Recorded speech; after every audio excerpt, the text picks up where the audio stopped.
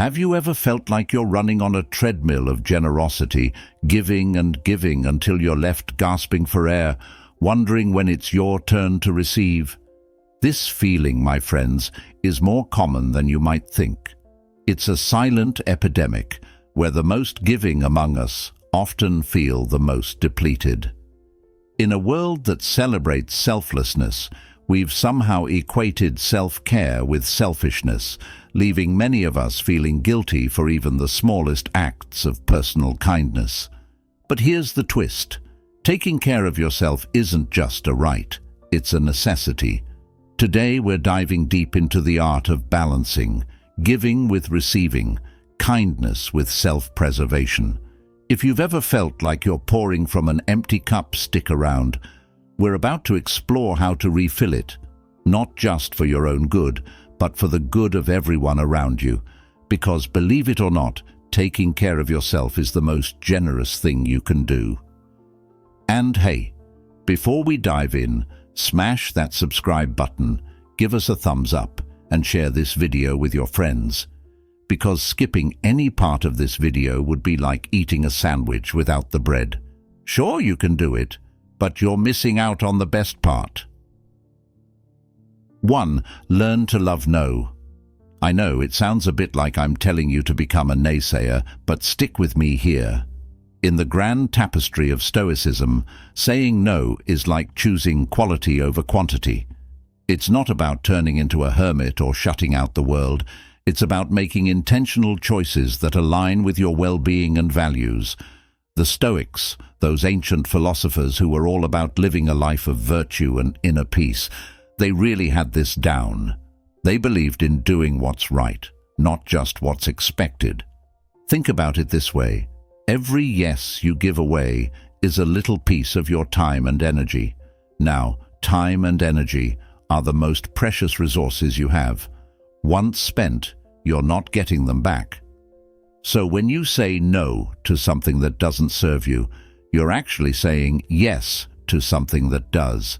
Yes to your peace, yes to your growth, and yes to activities that refill your cup instead of draining it. But here's the kicker. Learning to love no doesn't mean you suddenly become cold or uncaring. Quite the opposite. It means you're practicing discernment, a key Stoic principle. It's about knowing what truly matters and having the courage to prioritize it. Marcus Aurelius, a Stoic emperor and a pretty wise guy, once said, "It's not the events of our lives that shape us, but our beliefs as to what those events mean." So, if you believe saying no means you're selfish, it's time to reshape that belief. It's about self-respect, not selfishness. Let's face it, saying no can be tough. There's guilt, fear of missing out, or worrying about what others think. But remember, your worth isn't measured by how much you do for others, but by how you treat yourself. By learning to love no, you're not just conserving your energy, you're also setting boundaries. And boundaries are the invisible structures that keep your life balanced and your relationships healthy. So next time you're about to automatically say yes to something, pause. Take a moment to consult with your inner Stoic. Ask yourself, is this in line with my values? Will this contribute to my well-being? If the answer is no, then you know what to do. Embrace the power of saying no. It's a small word that can bring about big changes in your life, leading to a more authentic, fulfilling, and Stoic way of living. 2. Check in with yourself. Now, this might sound like something your yoga instructor would say, but hear me out. In the realm of Stoicism, self-awareness is king. It's all about knowing thyself, understanding your emotions, and, most importantly, being honest about how certain actions make you feel. This isn't about navel-gazing or getting lost in a sea of introspection. It's about taking a moment amidst the hustle and bustle of daily life to really ask yourself, how am I doing? The Stoics, with their profound understanding of human nature, placed great emphasis on reflecting upon one's own thoughts and actions. They saw this as essential to living a virtuous life. Epictetus, A Stoic heavyweight once said, "We have 2 ears and 1 mouth so that we can listen twice as much as we speak." Apply that to your inner dialogue. Are you listening to yourself? Are you paying attention to how you feel after helping someone out or committing to a new responsibility? Checking in with yourself is like doing a quick mental inventory. It's asking, am I feeling uplifted or am I feeling drained?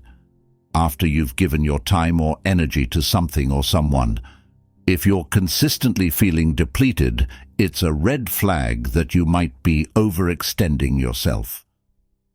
Remember, Stoicism isn't about suppressing your emotions. It's about understanding them and making reasoned choices based on that understanding. But how do you actually check in with yourself?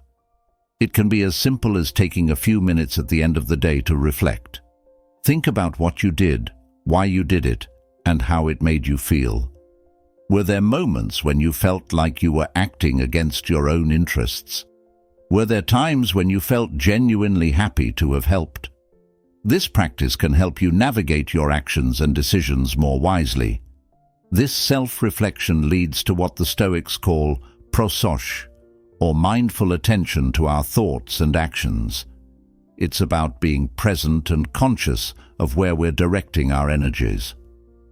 By doing regular check-ins, you start to recognize patterns.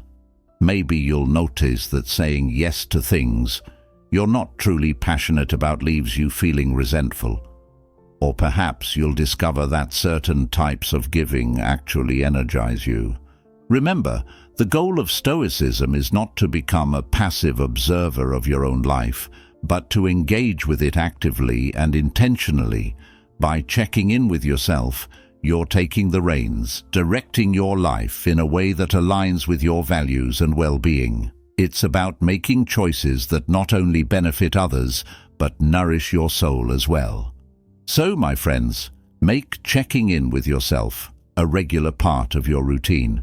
It's a powerful tool that can help you lead a more balanced, stoic, and fulfilling life.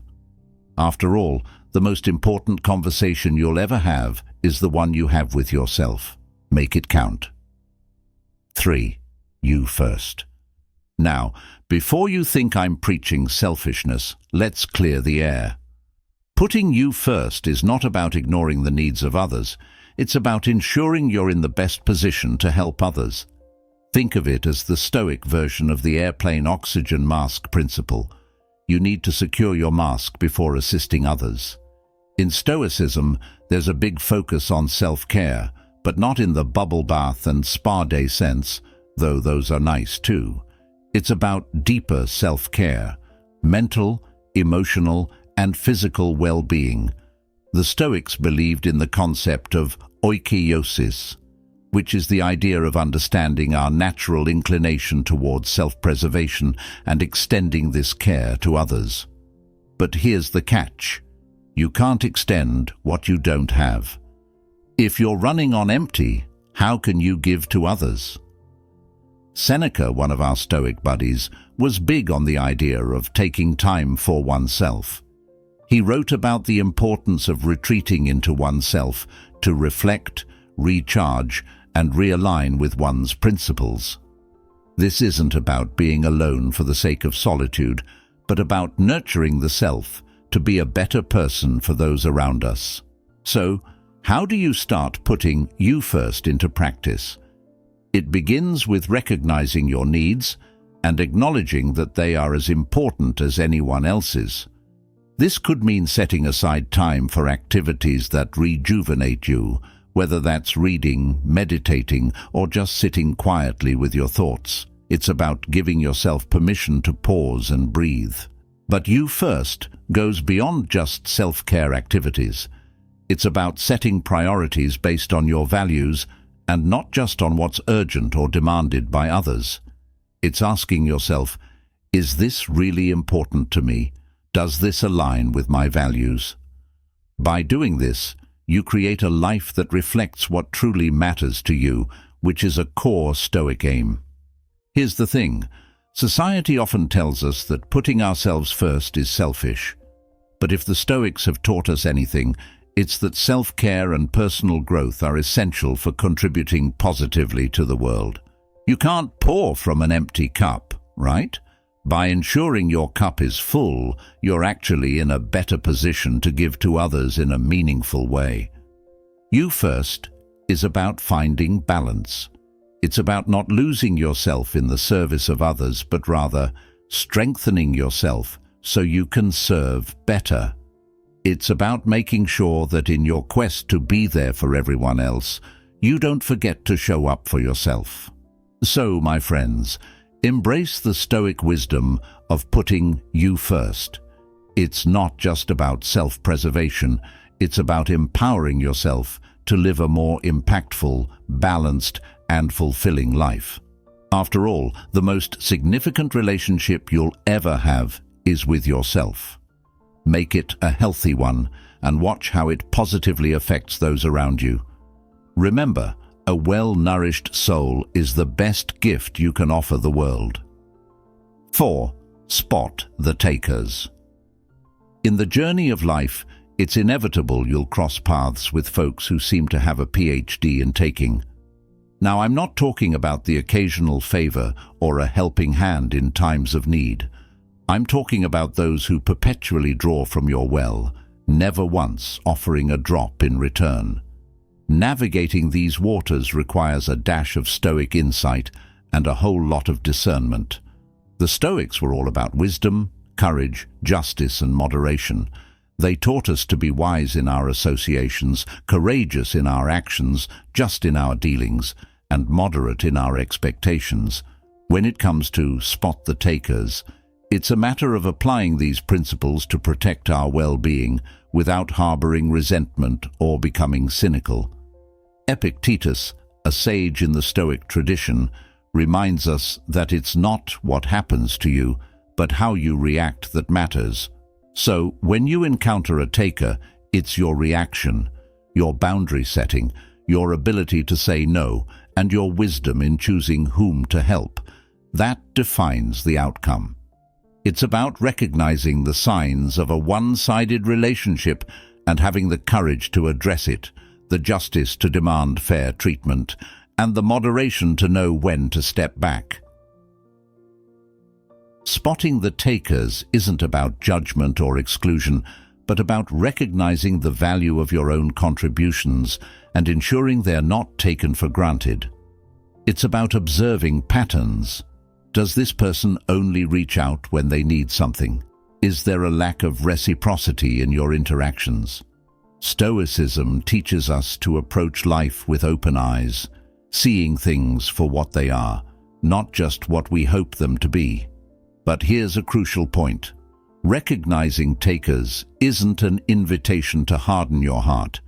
Instead, it's an opportunity to practice Stoic compassion and understanding from a distance. It's about protecting your space and energy so you can focus on relationships that are mutually enriching. Marcus Aurelius mused on the importance of surrounding oneself with people who inspire and uplift. This isn't about elitism. It's about choosing to invest where there's a return, not just for you, but for the greater good. So how do you manage the takers in your life? First, by setting clear boundaries. Let your yes be yes and your no be no. Communicate your limits with kindness but firmness. Second, by practicing self-reflection. Ask yourself why you might be attracting or tolerating takers. Is it a desire to be needed, fear of conflict, or something else? Stoicism doesn't just look outward for solutions, but inward for understanding and growth. Lastly, remember that being generous and kind is a beautiful thing, but it shouldn't leave you depleted. Seneca advises us to be as generous with ourselves as we are with others. This means giving yourself permission to step back, recharge, and reassess your relationships. So, my dear friends, as we wrap up our Stoic journey today, remember, spot the takers is not about losing faith in humanity.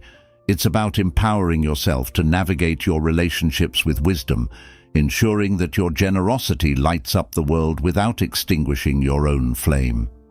Here's to finding balance, nurturing reciprocal relationships, and living a life that would make the Stoics proud. Remember, in the grand tapestry of life, every thread counts. Make sure yours weaves a story of balance, wisdom, and heartfelt generosity. And there we have it, a Stoic guide to navigating the delicate balance of giving and receiving, of ensuring our own cup is not just full, but overflowing. Remember, my friends, in the grand scheme of life, it's not just about how much we give, but also about how we replenish ourselves. It's about creating a life where kindness radiates from a place of abundance, not obligation. As we part ways today, I hope you carry with you not just the wisdom of the Stoics, but the courage to apply it in your own life. To continue on this journey of growth and self-discovery, I invite you to dive deeper into our playlist right here on the screen. Each video is a step towards a more balanced, fulfilled, and stoically inspired life. Until next time, take care of yourselves and each other, and never forget, the richest lives are those that give wisely, love generously, and tread lightly upon their own souls. Click on the playlist, and let's keep this journey going. See you in the next video.